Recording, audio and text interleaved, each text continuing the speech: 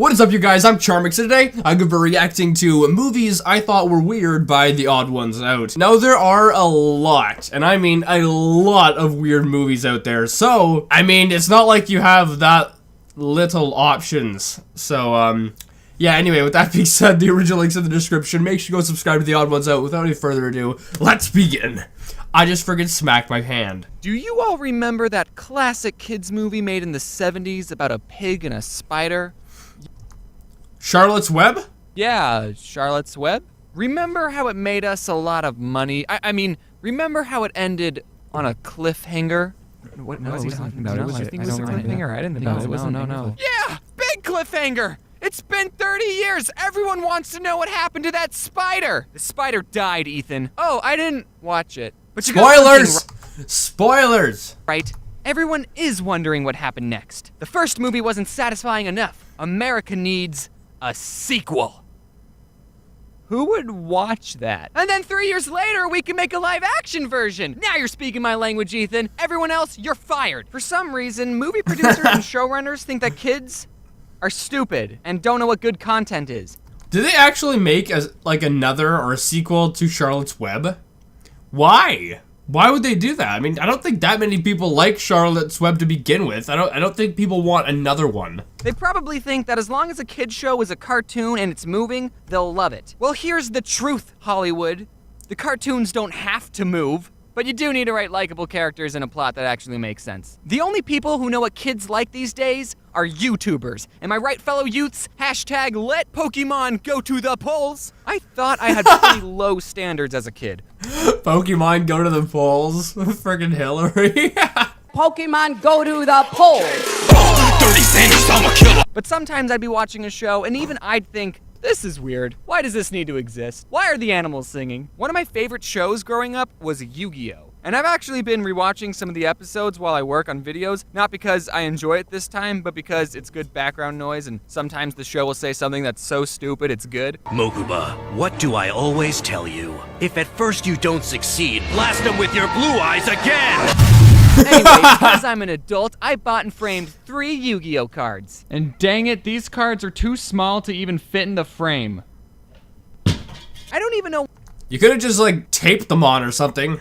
why I liked Yu-Gi-Oh so much. It was basically just anime characters playing the exact same card game over and over. Yu-Gi-Oh would be losing, he would give a speech about friendship or the heart of the cards, and then he would draw the Yu-Gi-Oh must win card. And most of the time, he wouldn't even play by the rules. And then rinse and repeat that formula for 200 more episodes and 4 spin-offs, and you got yourself a successful anime. I think Yu-Gi-Oh was the first sign that gaming channels were gonna be a thing. Kids just love watching other people play games, because they suck at them. Okay, enough about Japanese cartoons. I do not agree with that. I like watching people play games. Well, I'm not a kid, but I like people watching...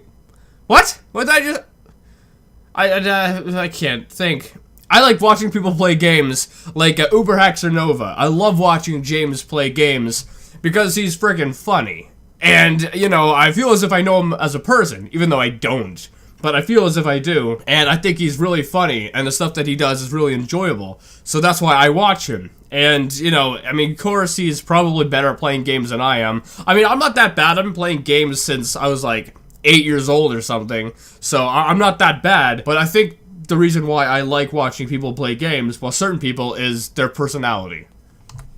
If Yu-Gi-Oh was able to keep my hyperactive attention span engaged, then what TV shows did I think were weird even as a kid? Keep in mind that these opinions are coming from someone who thought the Star Wars prequels were good. So, Misa, take it with a grain of salt. Teenage Mutant Ninja Turtles. To be fair, I've never seen a single episode of TMNT. From what I hear, it's a good series, but just the concept by itself was enough for my kid brain to think, this show is silly and I'm not gonna watch it. Like, come on. Ninja Turtles? That's a little weird, seeing that turtles are slow and aren't very maneuverable. They're actually quite fast. I've seen a couple videos where I think it's like a turtle. You know, they get scared or something and they just book it, and they can get really fast. Now, tortoises, I believe, are the slower ones because they're a lot bigger. I think. I could be wrong. I'm not an animal expert. Help, I'm a turtle and I can't get up. They're mutants? Okay, I guess that makes sense. And they're teenagers? Teenagers are mean to me. This is where I draw the line. Those are 3 adjectives that don't belong in a sentence together. And they're named after famous Renaissance artists? Why don't you just give them normal turtle names like Sheldon? Whatever. Let's go watch a real show about Japanese people playing card games. I used to think that the Powerpuff Girls was a girly TV show, so I never watched it. But then the show got rebooted and everyone on the internet was saying how much they used to love the original, and all I could think was, man, if only I wasn't a sexist baby. Do you guys remember Zaboomafoo? Zaboomafoo? I used to love Zaboomafoo. In the woods one day, Chris and Martin saw something strange. Bounce and play. I used to watch that as a kid. Zaboomafoo was the show on PBS Kids where a lemur and these 2 brothers named the Krat brothers would teach kids all about wild animals. I always thought that the 2 brothers were named the Crap brothers, and I only just learned their real names right now when I looked up how to spell Zaboomafoo. Also, they have a website and it looks like this. Anyway, one of Really? Wow, they've not updated that since like the 90s or something. the episodes was all about eggs. The Krat brothers talked all about the different kinds of eggs animals lay, and then the lemur asks, What's it like to be in an egg? and then one of the Krat brothers just appears in a giant egg and says, it's pretty squishy and gooey in here. And he brought a pizza with him. Pizza! I watched that episode as a kid and had 2 questions. 1, how do you get inside the egg? And 2, what laid him? The more I thought I love that show. I know it's silly now that you're older, but as a kid, it was the S word. about it, the weirder I felt. This is how fetishes start, PBS. Can you believe my brother is inside this egg? Now, when I think back to the movies I thought were weird as a kid, the first thing that comes to mind were those frickin' American Mouse Tale ones. They're about these mice. I love that movie, the American Mouse Tale. Although it was a bit weird, you know, as a kid. But I do have fond memories of Trying it. to immigrate to America. Good luck doing a 2017 reboot. Dirty mouselums. Also, I have to talk about all those bad Disney sequels. They're all bad. Don't tell me, oh, I thought The Little Mermaid 2 was all right. No, they're all bad. My least favorite one was The Hunchback of Notre Dame 2. I remember one time I watched both movies back to back, and just having seen the first movie and then seeing the opening scene in the second one, I thought, what is this?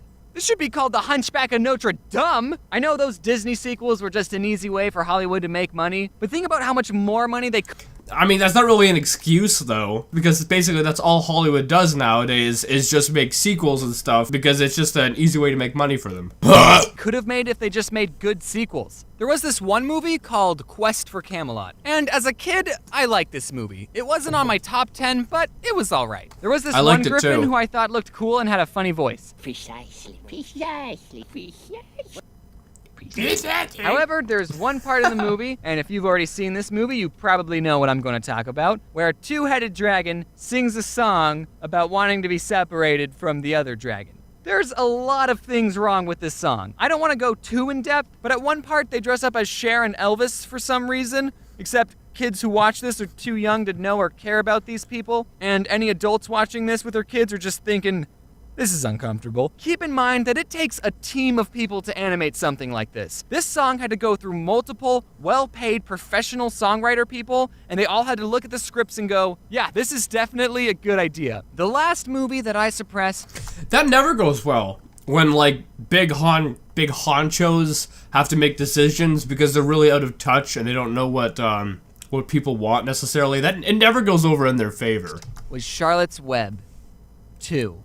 Wilbur's Great Adventure. I don't think enough people are talking about this movie. I thought the first one was a classic story about a pig who cheats death because a nerd spider took pity on him. Also, I just want to talk about this one scene in the first movie where Wilbur found out the farmers are gonna kill him, so he started crying, I don't want to die. I don't want to die!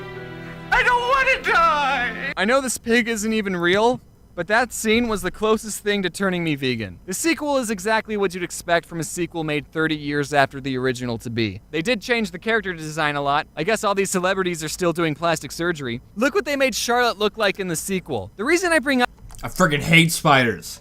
Burn it! this movie is because of a scene towards the end. So this one character just can't fit in with all the other farm animals. He's a black sheep.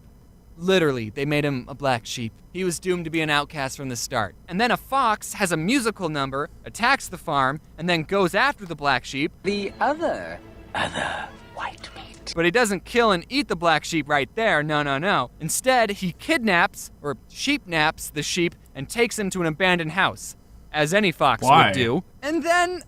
What? Why?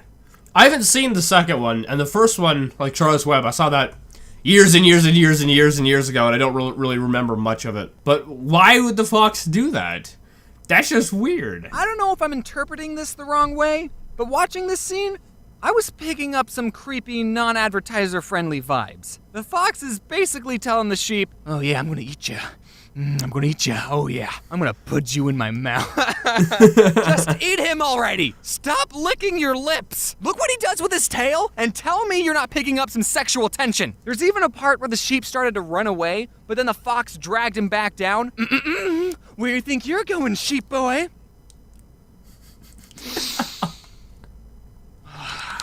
I guess the animators were trying to extend the movie, you know, to get the certain time length of, like, I think the average movie is around 2 hours long. However, if it's animated, I think it's like an hour and a half. So if they had to try to make it that long, they would have to try to extend scenes or something like that just to make it long enough, maybe. I don't know. I'm going to be a furry. If you're weirded out by this, don't worry. I was too. And also, we're all done. Those were all the movies and shows that weren't too far suppressed down for me to tell you about. I asked a friend what movies weirded them out as a kid, and they said The Hunchback of Notre Dame. What are you talking about? That was a great movie. Get on my level, scrub. I used to watch foxes seduce their meals before they vored them. I haven't seen The Hunchback of Notre Dame, or Notre Dame. I don't know how you say it, but either way, I haven't seen that movie in a long time, and I think we still have it here on VHS. You know, the old, like, huge VHS tapes. I think we still have that. I don't know why, because we don't have a VHS player, but I think we still have it somewhere. Anyway, I hope you guys liked this video. If you did, make sure you give it a thumbs up, possibly share with a friend if you're new, and subscribe to the family today. Also, make sure you go subscribe to the odd ones out. And with that being said, I'll see you guys next time. Boop.